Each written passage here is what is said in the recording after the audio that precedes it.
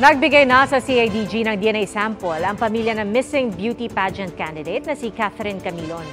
Inamin naman ng police major na suspect na may relasyon sila ng biktima. Saksi, si June Veneracion. Sa loob ng official residence ng Chief PNP sa Camp Crame, nakaharap na General Benjamin Acorda Jr. at CIDG Director Romeo Karamat, si Major Alan De Castro, ang primary suspect sa pagkawala ng beauty pageant candidate na si Catherine Camilon.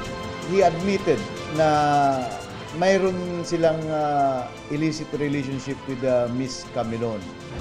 Ito ang unang pagkakataon na may narinig kay De Castro tungkol sa namagitan sa kanila ng nawawalang beauty pageant contestant. Pero sa 30 minutong pag-uusap sa loob ng tinatawag na White House dito sa Camp Crame, tikom umano ang bibig ni Major Alan De Castro tungkol sa pagkawala ng kanya umanong karelasyon. Hindi na raw pinilit pa ni na Acorda at Karamat si De Castro na magsalita.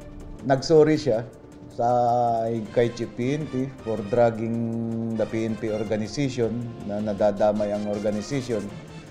So, which the Chief PNP naman na accepted this apology.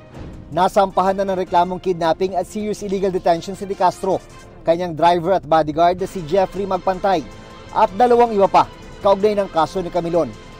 Hamon ngayon sa CIDG ang mahanap si Camilon na 2 linggo nang nawawala.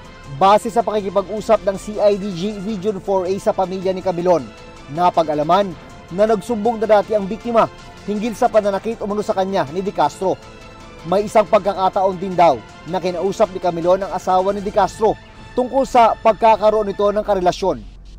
Naka-recover din daw ng 17 hair strands at nakakuha ng 12 swabs ng blood samples sa natagpo ang sasakyan, kung saan sinasabing isinakay si Camilon habang duguan. Sa initial evaluation namin, in compliance sa Department Circular 20, ay may nakita ng prima facie evidence for the crime of kidnapping and serious illegal detention.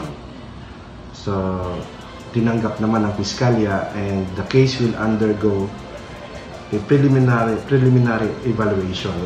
Para sa GMA Integrated News, June Veneracion ang inyong saksi.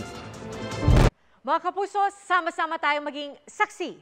Mag-subscribe sa GMA Integrated News sa YouTube.